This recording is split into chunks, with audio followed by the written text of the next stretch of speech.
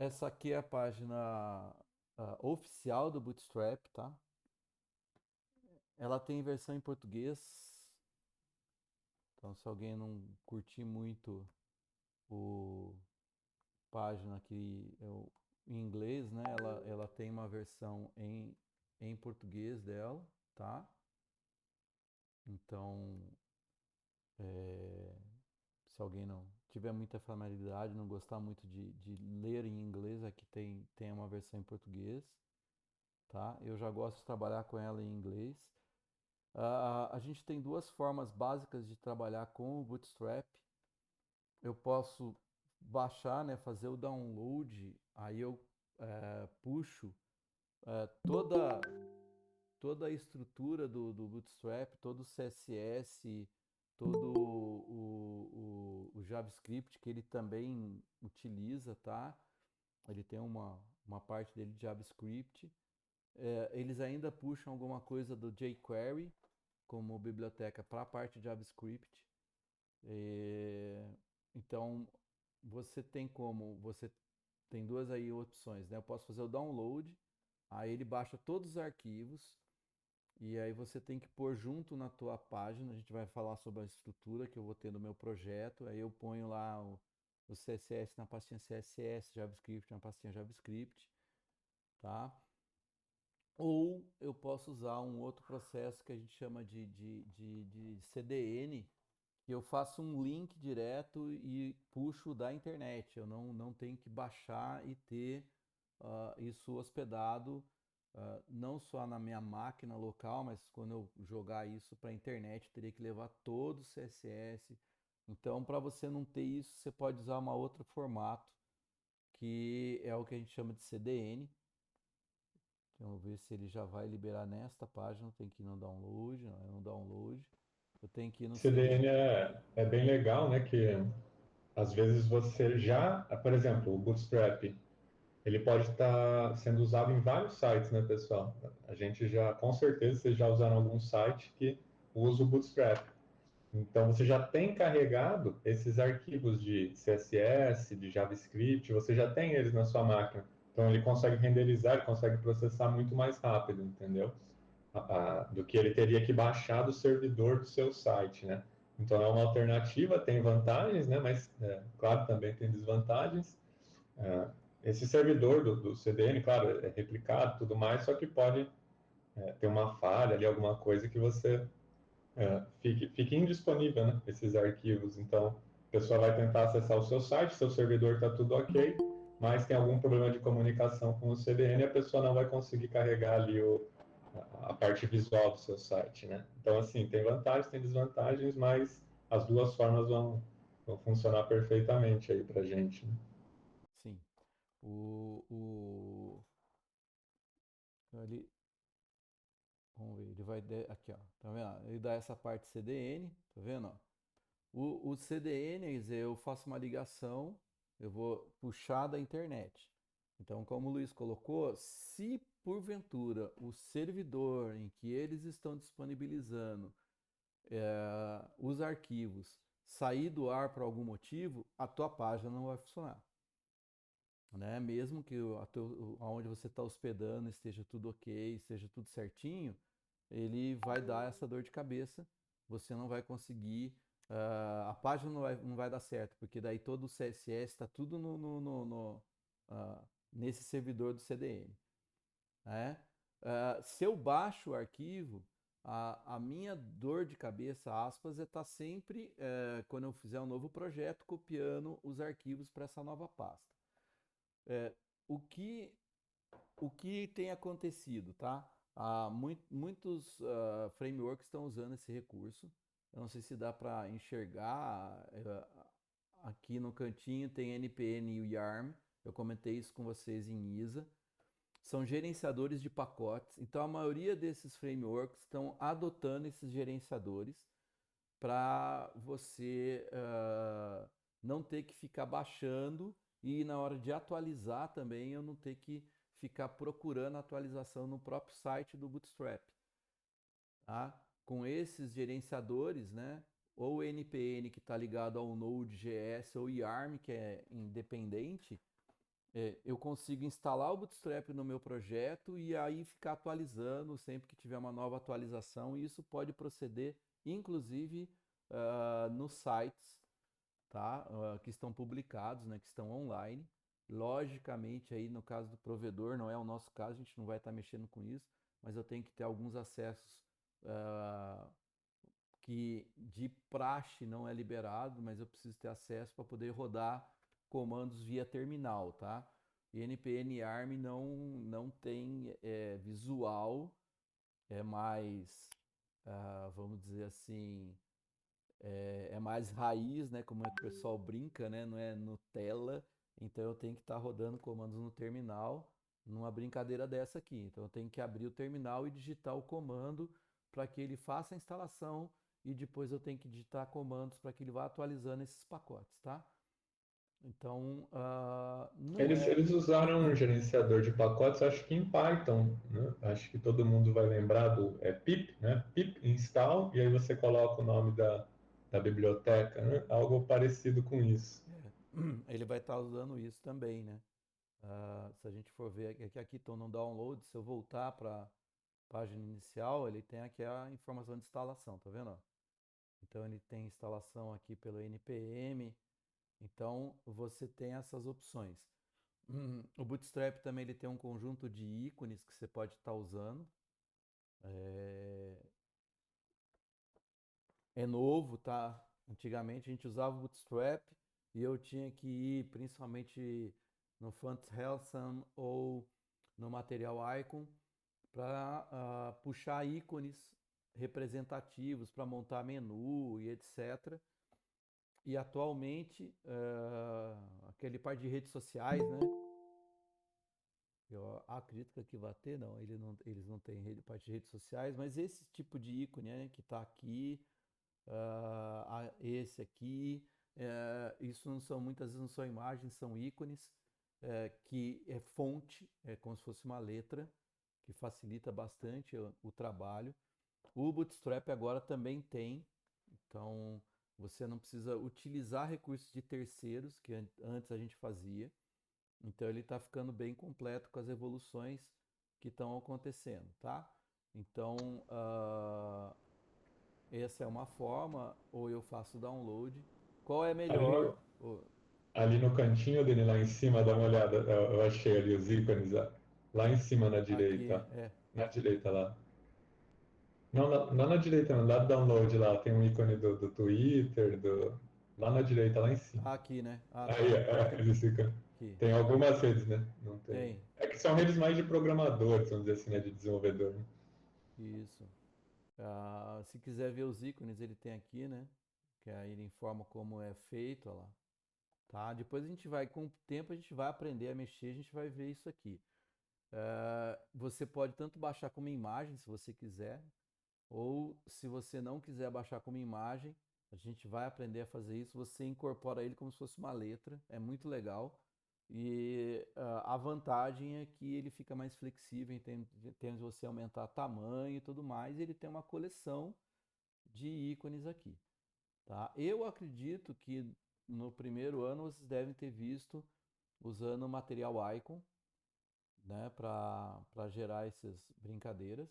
Então agora o Bootstrap também incorpora. Ele não tinha isso até essa versão, né? Então ele também vai incorporando esses recursos, tá? Então nós vamos ver na hora de usar, né? Naquele botão Get Started eu tenho Download e depois ele tem aqui do cantinho uma espécie de biblioteca de informações do que você pode usar, como você pode usar, como que você utiliza, que recursos que ele tem. Então ele tem aqui parte de customização, como eu faço para cores, etc. Layout, como é feito e assim vai montando, tá? Nós vamos ver devagarzinho como que é o trabalho com ele, ok? Para esclarecer, ele tem um detalhezinho aqui, né, que ele chama de SAS. Tá? Se eu só clicar aqui, ele fala do SAS. Isso aqui é só se você quiser mexer mais a fundo no Bootstrap, inclusive fazer customizações suas, você mudar como o Bootstrap se comporta. O Bootstrap é um framework open, então você pode, inclusive, dar sugestões de melhoria e mudança. Por isso que ele tem aqui o GitHub. Eu tenho acesso ao código-fonte do Bootstrap, então eu posso fazer alterações, eu posso fazer algumas mudanças nele, tá? Uh, o, uma informação aí para vocês terem conhecimento, o SaaS, a gente na verdade tinha duas ferramentas para isso. Deixa eu ver se eu devo ter anotado ele aqui e vou puxar para vocês verem. O SaaS e o LESS, tá? O SaaS está aqui, eu não lembro se eu tenho do LESS ainda. A gente faz uma busca aqui. Isso aqui é o site oficial do SaaS, tá? E a gente tinha o LESS que praticamente o pessoal deixou um pouco de usar. O que é isso? Quando esses frameworks começaram a serem montados, tá? Para poder dinamizar, o cara deixou de ficar escrevendo código CSS, tá? Ele criou um programa para gerar o CSS. A programação, se você for usar a técnica que eles chamam de SAS, usa uma linguagem chamada Ruby, tá? O Ruby on Rails, que é uma outra linguagem que surgiu há algum tempo atrás, com o intuito de gerar back-end para a internet, e tem empresas que usam, mas ele não deu o boom que o pessoal esperava. Só que o SAS ele usa o Ruby, então se eu quiser mexer no Bootstrap, personalizar, ajustar para ele ter o meu comportamento, fazer as minhas mudanças, eu tenho que trabalhar com SAS, que é o Hub. Então eu programo em Ruby para gerar o código CSS, tá? E o LESS era a mesma coisa, só que usando JavaScript. O Bootstrap ele dava suporte para os dois, tá? Eu tinha tanto o LESS quanto SAS. Então eu tanto programava em JavaScript para gerar ele, como trabalhava em Hub. Quem quiser mexer naquela parte dele, personalizar, criar o seu próprio Bootstrap, vamos dizer assim. Eu acredito que na versão 4, quando eles saíram da 3 para 4, eles pararam de dar suporte para o LESS e ficaram só no SAS. Porque isso é uma decisão do pessoal, não creio que tenha algo no sentido de que o Ruby é melhor que o JavaScript ou coisa desse sentido, né? Tá? Então, hoje, se você quiser entrar nesse seara de modificar o Bootstrap, você vai ter que mexer com o Ruby, tá? A linguagem Ruby, para poder fazer esse processo, tá? Mas aí é só se você quiser realmente mexer nesse sentido, tá?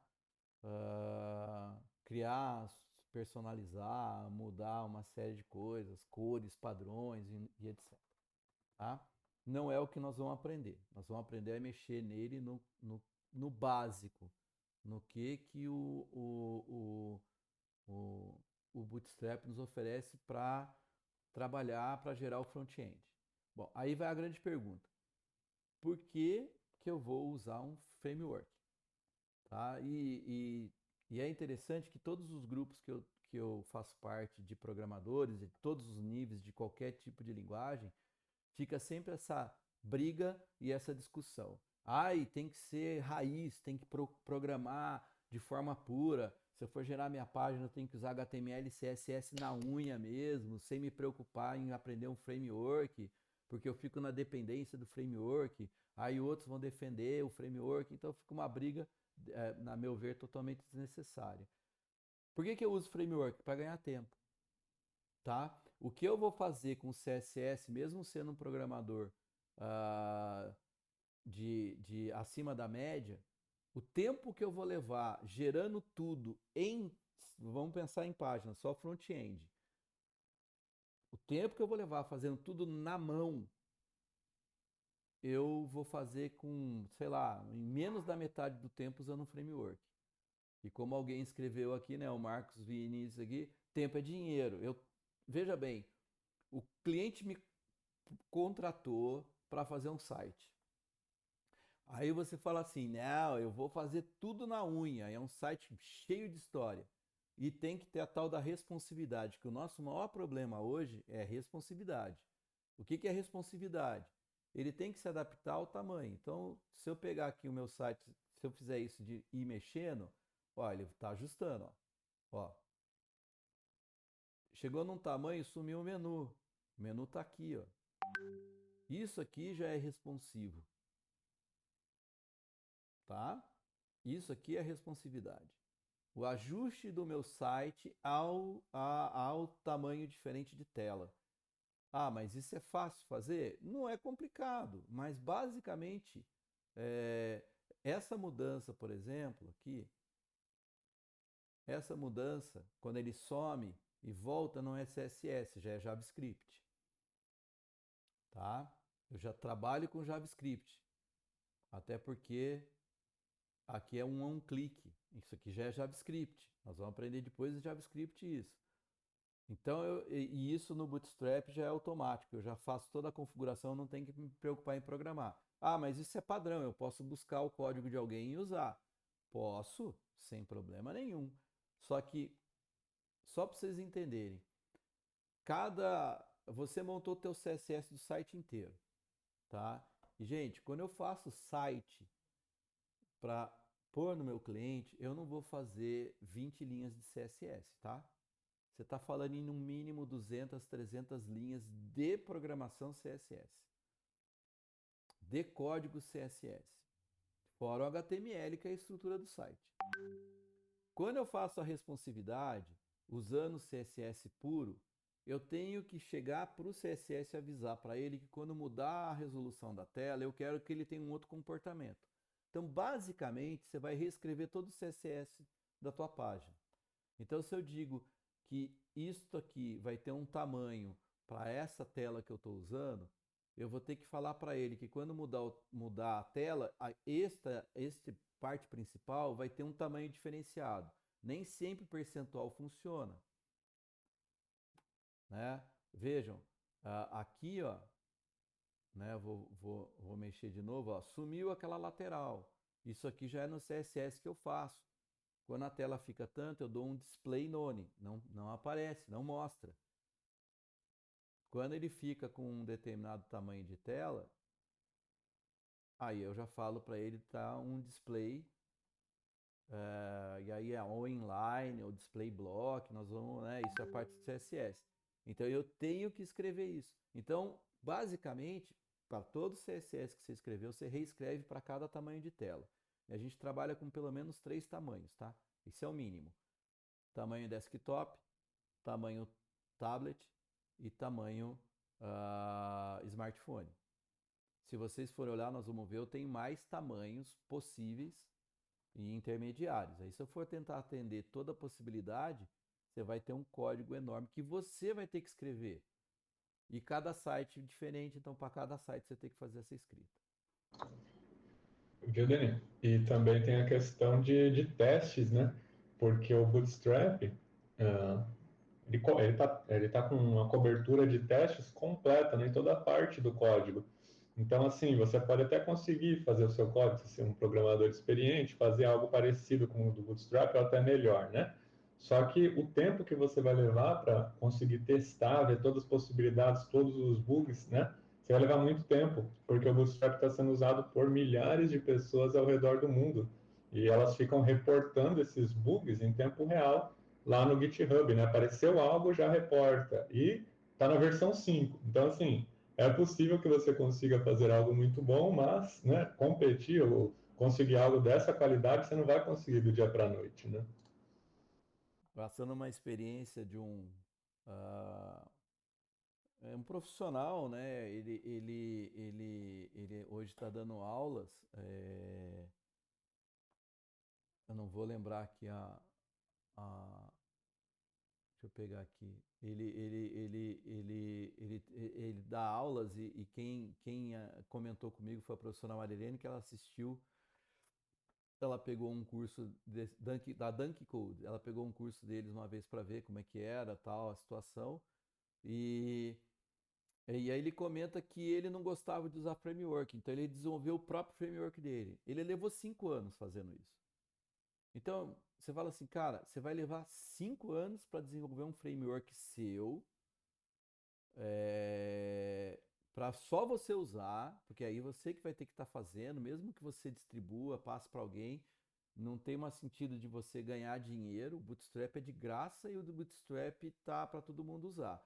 Só que só você que está fazendo. Quer dizer, você imagina, são 5 anos de trabalho só para você dizer que é seu, porque tem outros anos. E aqui, como o Luiz colocou, tem toda uma comunidade por trás auxiliando. Você não tem uma preocupação de que se eu usar o Bootstrap vai dar erro, porque já foi testado. Então você ganha tempo de produção e ganha tempo de ter certeza que aquilo vai funcionar, não vai ter dor de cabeça. E detalhe, já é responsivo. Então você não tem preocupação em ter que refazer tudo de novo. Então a vantagem dos frameworks é nesse sentido, tá? Não impede, se o cara quer fazer tudo na mão, é o problema dele. A gente tem que lembrar sempre o seguinte: quanto mais rápido eu entregar a solução para o meu cliente, mais rápido ele vai ficar satisfeito. E outra, se eu estou trabalhando com isso, quanto mais rápido eu entrego e lógico, o negócio funcionando bonitinho, tal, para o meu cliente, mais trabalhos eu posso estar pegando. Se eu fico muito tempo num trabalho, é um tempo que você vai ficar sem poder pegar outro serviço e aí você diminui também a sua rentabilidade aí no caso, tá? Então, basicamente seria essa a ideia. O segredo do Bootstrap começa na hora que você vai pensar na sua página e você já tem que começar a bolar e pensar no teu layout. Para que ele seja responsivo, para que ele trabalhe com determinados tamanhos. O Bootstrap ele começa com a ideia de você primeiro visualizar o desktop, né, a imagem, o site no computador, né, para depois ir diminuindo. Vocês vão pegar outros que têm uma abordagem invertida, que a gente chama de mobile first. Primeiro eu vou pensar em como o meu site vai ter que ficar no smartphone e depois eu vou ajustando ao contrário, tá? Também não existe qual é a melhor, qual é a pior, tá? Como que funciona o básico, qual é o grande segredo do Bootstrap? É o sistema de grades dele, tá? Todo o meu conceito vai estar baseado, toda a montagem do site vai estar baseado no conceito de grade. Esse é o segredo do Bootstrap. Você pegou a manha no conceito dele de grade, o resto é fácil, tá? Ele trabalha com 12 colunas. Então ele pega o teu site, o tamanho que ele tem e divide em 12 colunas. Por que 12 colunas? Aí já é a- tem que perguntar para quem criou, né? Por que ele achou que 12 seria o número ideal, né? E não dá nem para falar que é questão do binário, porque não dá, né? Binário seria 2, 4, 8, 16. Então, mas ele criou com 12. Então são 12 colunas. Então o que eu tenho que imaginar é que a minha página estaria dividida em 12 colunas. E eu vou dizer o que cada elemento que eu vou colocar na tela, quantas colunas ele ocupa para aquele tamanho de tela. E quais são os tamanhos de tela? Hoje o Bootstrap trabalha com esses tamanhos aqui, tá? Extra small, small, medium, large, extra large e extra extra large, tá? Para quem está imaginando o que é extra, extra, extra large, é porque agora você tem ah, algumas telas. Eu acho que agora é a minha opinião pessoal, eu acho que o extra large deles ainda está pequeno, eles teriam que mudar isso, mas é o que eles usam como tamanho. Eu tenho telas hoje, o padrão está vindo no tal do 4K, que é uma tela com uma largura de 1920 pontos, né? Pixels que a gente fala, né? De largura, 1920 pontos, que isso seria o formato padrão por 4K, mas você tem muita tela hoje que a gente chama de extra large, que está vindo com mais de 2.000 pontos. E a turma que está a fim de gastar dinheiro, que compra tela de gamer, está vindo com 3.000, 4.000 pontos de largura. E apesar dele ter, aqui neste caso, são 6 tamanhos distintos, 3 são básicos, que a gente sempre está usando, que é a small, o medium e o large, eu acho que essa medida ainda está um pouquinho, principalmente quando você sobe do medium, tá? Eu acho que ela está um pouquinho fora do que a gente usa hoje. Mas isso é uma opinião mais pessoal. Para você ter uma noção de tamanho, tá? Sempre em pixels que fala. O small é abaixo de 576 pixels. Basicamente é um smartphone quando você vê ele em pé, tá? Acima disso aí ele já considera como small, chegando até 768 pixels. Tá aqui, né? Isso aqui tá dentro do próprio site do Bootstrap.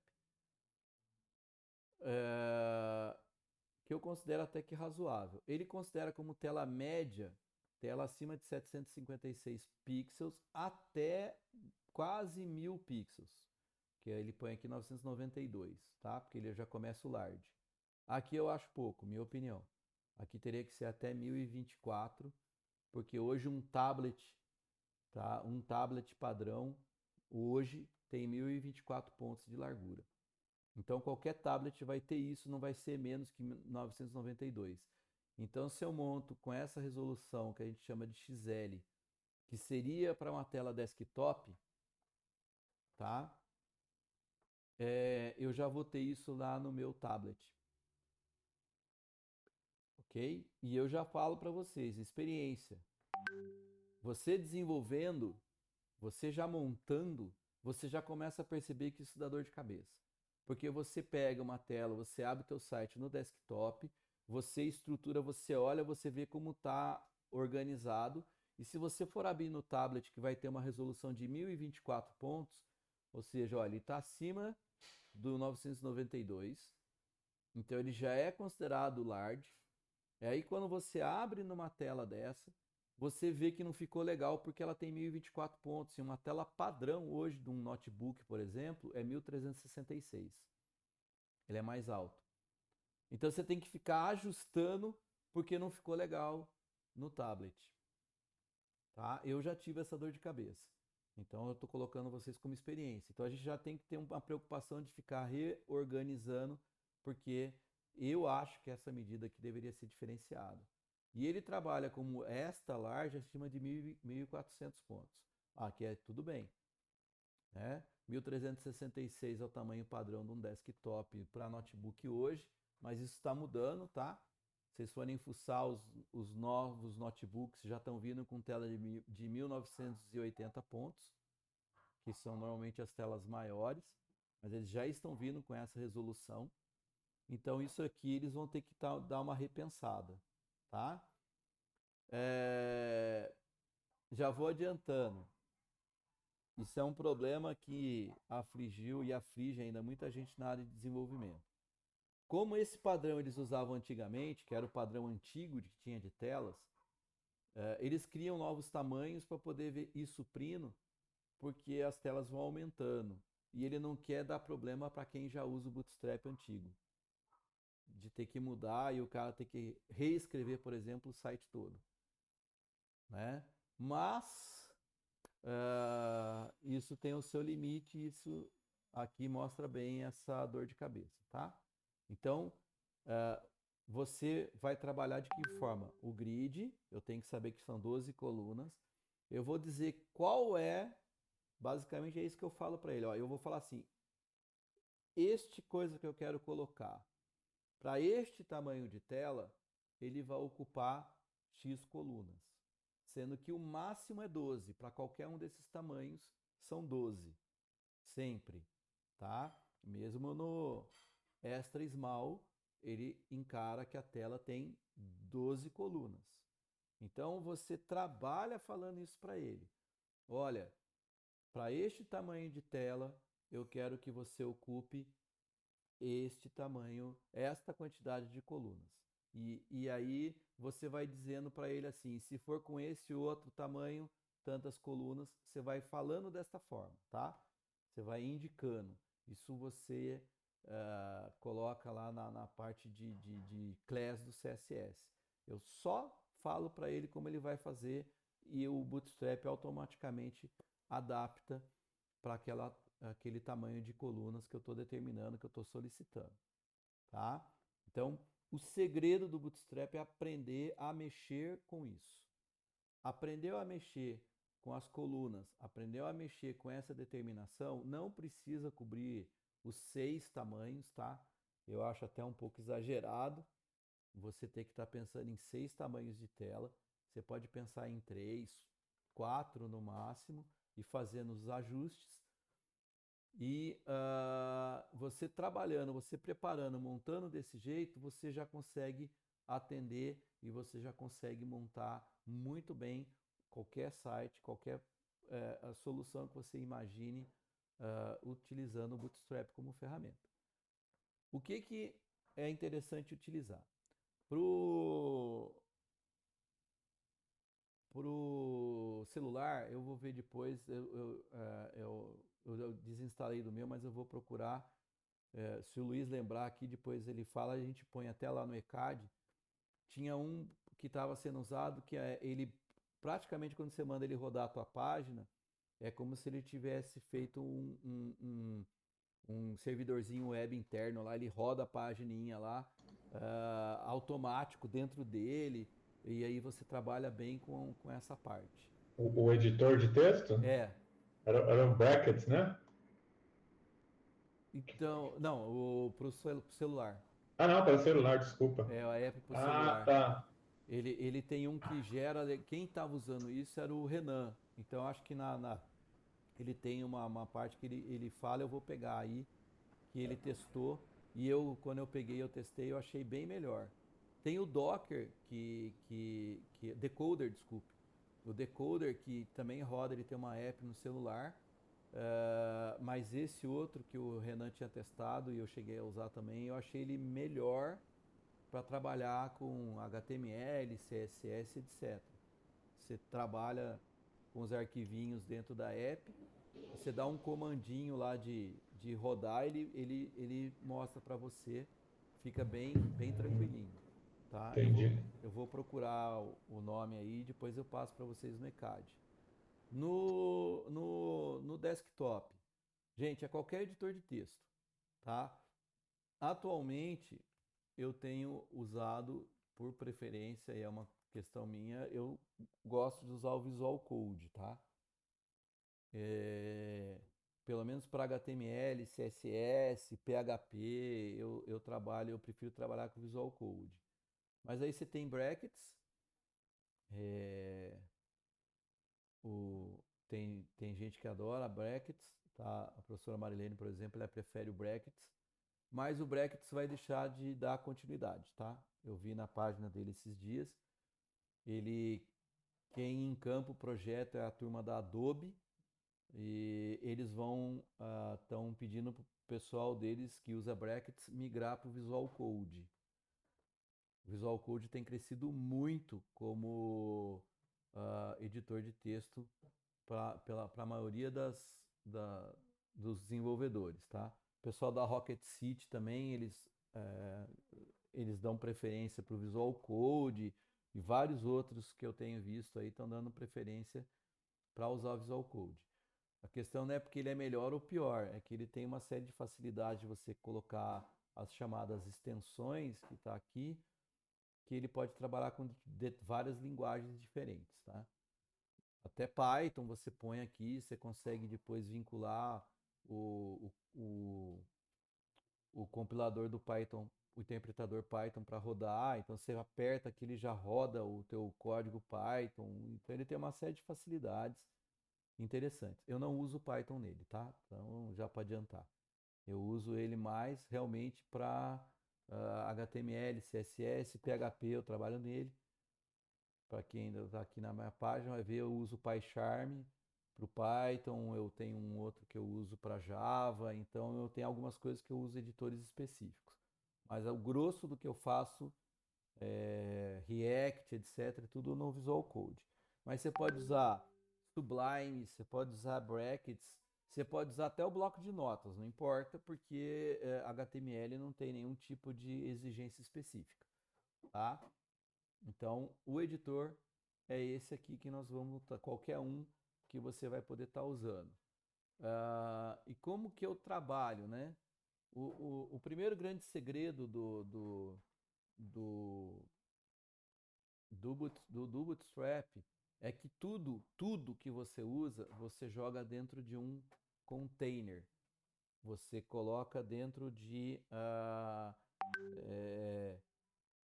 é, um, é uma div que ele chama de container, que é o lugar onde eu vou pôr tudo que eu quero para cada seção, para cada bloco, para cada coisa que eu quero mostrar.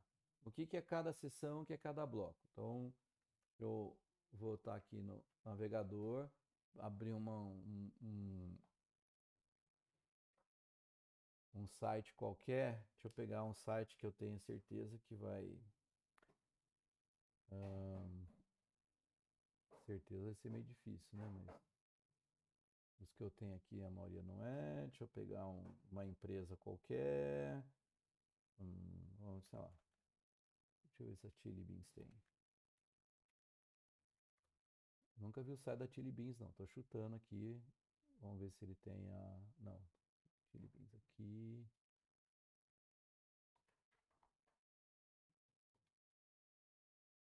No website, não tem website. Legal, é Chili Beans. Tem, não. Tá no shopping, então não tem. Mas deixa eu ver se a do shopping é. Só para mostrar o que eu quero aqui.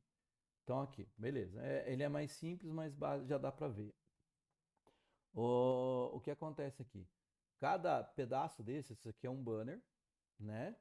Então é uma seção, um trecho do código. Isso aqui está dentro de um container. Então eu coloco, isso aqui é uma div, né? Vocês já viram HTML. Eu crio uma div e falo que ela é um container. E dentro desse container eu estabeleço o comportamento dele. Isso aqui é um outro container, porque é uma outra seção, um outro trecho do meu código. Isso aqui é um outro container. As lojas. Tá lá. Ele faz... Essa parte de eventos é outro container. A parte do rodapé, o rodapé final, é um container. Tá? Então, o menu também é um container. Então, cada recurso que eu colocar, cada coisa que eu colocar dentro do meu site, dentro do Bootstrap, ele recebe a denominação de container. Então, ele é um container. Então, independente de qualquer coisa, quando eu vou programar, tá? Então, só para a gente começar a entender, né? O meu index.html,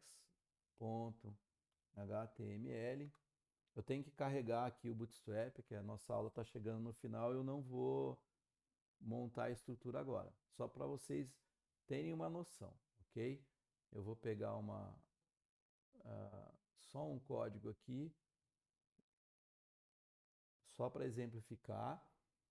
Ele, logicamente, diz que não vai rodar porque ele está chamando o Bootstrap. Eu teria que ter baixado ele. Nós vamos fazer isso. Depois eu vou estar gravando uma aula e vou estar disponibilizando isso para vocês de como isso vai funcionar. Mas basicamente, observem aqui, ó, eu criei minha div, é um container, tá vendo? Ó, class container. Ele já interpreta que isso aqui é aquele lugar, aquela seção onde eu vou pôr minhas informações. E aí eu ponho tudo que eu quero aqui dentro. Aqui não está tendo comportamento de grade ainda. E eu tenho dois tipos de container. O container fluid, esse cara aqui, e o container normal. Qual a diferença? Vamos lá naquele site que dá para mostrar. Quando ele pega tudo de ponta a ponta, não tem margem, não tem afastamento, é o container fluid. Ele pega tudo, 100% do tamanho que está a tua página. Quando você pega, aqui dá para perceber, tá vendo? Ele vai até um pedacinho e para, tá vendo? Quando você pega um site que tem esse tipo de comportamento, quer dizer, ele tem uma margenzinha, ele sobra um espaçozinho no final, esse é o container padrão do Bootstrap. Vamos descobrir o que esses caras estão usando? Uhum. Olha Quando lá, tira o zoom que dá para ver legal, né? Porque daí ele fica com a largura fixa, né? Fica aquele miolo e ele vai, é, você vai afastando, você vai conseguindo ver, né? esse pessoal ele tá usando Angular, tá? Esse site foi feito usando Angular como framework, tá? Mas todos eles têm esse mesmo conceito. Se eu, né, puser ele para responsividade, observem que ó, ele tem uma margem, mas é menor. Aqui está pegando tudo. O rodapé também deve. Normalmente o rodapé também é fluido. Se eu reduzir, olha lá, eu vou reduzindo, aí chega uma hora que, olha lá, viu? Ele fez um ajuste. Observe que sempre tem alguma coisinha. Olha lá, sempre tem um pequeno espaço. Esse espaço é o container padrão. Mesmo ele não estando usando, esse conceito quase todos usam. Quando ele encosta de ponta a ponta, é o tal do container fluid. Então, ele tem dois modelos, duas formas de iniciar o teu processo. Então, primeira decisão que eu vou tomar quando eu vou programar, vou escrever o meu site. Primeira decisão, eu quero que a minha seção, aquele pedaço que eu vou escrever, ocupe tudo, 100%, ou eu quero que sobre um pedacinho. Tem uma margem, tá? E essa margem você pode até ser interessante muitas vezes, porque se o cara tiver uma tela dessas de ultra full enorme glide de 50 polegadas para o cara ficar olhando lá no código dele, você não vai esticar e o negócio fica horroroso. A tua página fica centralizada e o restante fica de margem. Porque o container normal ele tem um tamanho máximo e ele não passa daquilo. E o restante fica como margem para a página. Então, isso também é uma salvaguarda de você não ter que se preocupar de cara com tela muito grande e você fecha no teu container ali, tá? Então, primeira dica aqui é isso, tá ok? Hoje é só esta aula, né, presencial, é só para a gente ter uma noção. Depois eu vou subir até o final da semana aí eu vou subir as aulas gravadas, tá? Que vai ensinar vocês a trabalharem com o Bootstrap, né? Vou mostrar aí, a gente vai brincar um pouquinho mais de código, tá? Aí eu vou estar escrevendo código passo a passo com vocês, vou estar montando a estrutura, ah, vou estar montando a estrutura do site, do projeto, como que a gente estrutura as pastas. Vou fazer das duas formas, tá? Vou baixar o Bootstrap, vou mostrar para vocês, porque quando você baixar o Bootstrap, você vai ver que tem um monte de arquivo. Qual usar, eu vou explicar qual é usar, qual a finalidade de cada um. Eu adianto que já existem dois tipos de arquivos que são iguais, tem o mesmo nome, a diferença é que um está assim, min, M-I-N, e o outro está sem nada, né? Tá o nome sem esse M-I-N. O minimized, quer dizer, o minimizado, são arquivos que para tentar reduzir de tamanho, para ele ocupar menos espaço, tira-se todo espaçamento ou quebra de linha que você deu. Tá? Ele fica um negócio até assim, eu vou dizer, quase que impossível, aspas, de você entender, tá? Eu vou mostrar aqui, deixa eu é só para vocês compreenderem, tá? Ah, ó, tá vendo aqui? Eu acho que dá para vocês verem, ah, aqui dá para vocês verem, tá vendo? Ó, Bootstrap Grid CSS, Bootstrap Grid min CSS. Aqui é se eu só quiser usar o grid, a grade do CSS, do Bootstrap, e não quiser usar os outros recursos dele. O que tem tudo é o Bootstrap CSS e tem o min. Qual a diferença de um para o outro? Ó, vou mostrar o Bootstrap CSS. É um CSS normal, tá? Ele é enorme, tá? Não se espantem. Se eu for querer ver até o final dele, você vai chegar às 10.000 linhas de código de CSS. Aqui ele está prevendo tudo e mais um pouco que pode acontecer para você não ter que se preocupar. E o que é o min? Está aqui o min. Você não consegue nem perceber o que está acontecendo. Ele tira todos os espaços, todas as quebras de linha. Qual é a vantagem? Ele diminui o tamanho dele. Isso aqui visa principalmente quando você trabalha com a parte mobile e o cara tem um problema de banda, né? Ele usa o 4G dele para poder baixar o dado. Lembrando, ó, quando você abre um site no teu celular, ele baixa o site, baixa as imagens e ele baixa o arquivo CSS e baixa o arquivo JavaScript. Então, como o arquivo, você pondo dessa forma bonitinha, né? Aspas, ele ocupa mais espaço. E ó, não vai pensando que é mega, tá? É kbytes. Quando eu tiro os espaços, ele reduz 30, 40 kbytes. Numa situação de celular, é menos banda de dados que você usa. Então eu uso menos. Cada vez que você entra no site, ele baixa tudo de novo. Então ele consome dados. Quanto menor o tamanho do arquivo, menos dados ele consome. Então é assim que ele faz. Tem um programa que faz isso, tá? Se você montar o seu CSS grandão, tem um programinha, você acha na internet que você passa nele, ele tira todos os espaços do teu CSS e grava ele minimizado. E aí ele vai baixar mais rápido, vai ocupar menos banda, é essa a finalidade, tá? Eu vou ensinar, vou ensinar como é que faz, vou nesse vídeo, vou dizer qual a diferença e também vou montar um no formato CDN, que é para você, não vou baixar, como é que eu faço ali? Só para vocês verem. E aí a gente vai começar a entender e trabalhar com a parte de grids, ok? Frisando, eu uso muito mais as aulas assíncronas, né? Hoje, como é a primeira aula, a gente faz síncrono. Então a gente vai ter aulas gravadas, disponibilizadas e vai ter plantões para vocês, tá? Eu prefiro trabalhar dessa forma, porque aí cada aluno assiste dentro do seu ritmo, tá? Eu montando aqui, eu fazendo código, escrevendo e etc. Para quem tem mais familiaridade com o teclado, escreve rápido, beleza. Quem está, por exemplo, no celular é mais difícil para escrever.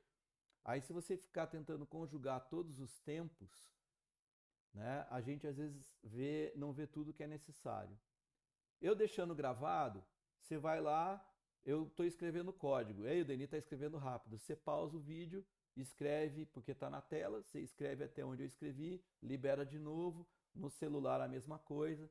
Você vai falar, professor, como é que eu vou fazer no celular? Né? Você está vendo a aula e escrever código. Então, dica para quem está com celular: cadernão. Pega um caderno, está vendo o código que está sendo montado?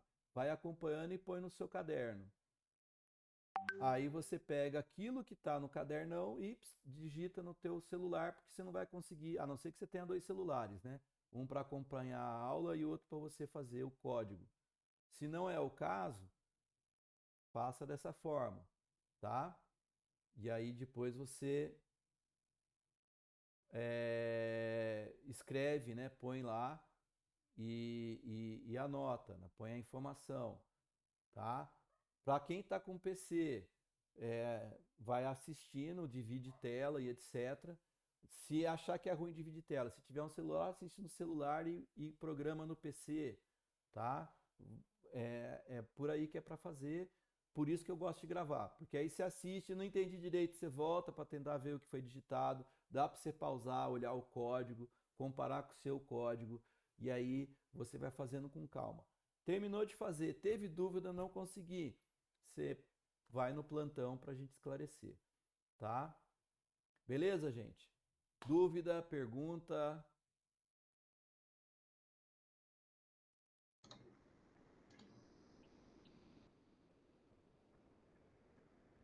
Vinícius já tá vendendo PC aqui, Vinícius? Tem que dar uns descontos, hein? Tô, professor. Se quiser comprar aí, ó, pode falar. Olha, eu turbinei o meu e o da Marilene, a gente turbinou, eu joguei pra 20 GB e tacamos SSD porque tava carinho, eu fui ver pra trocar. É doido. É É, assim mesmo. e o meu não é fraco, a gente tá com i5, né? Mas eu falei, vamos trocar, vamos ver. Opa, Caraca. ah, aqui nós é meio exagerado, tá? Tem um ano o PC, a gente comprou ano passado, a gente conseguiu aí uma graninha extra. Agora eu turbinei ao máximo e aqui é 2 telas, não tem jeito.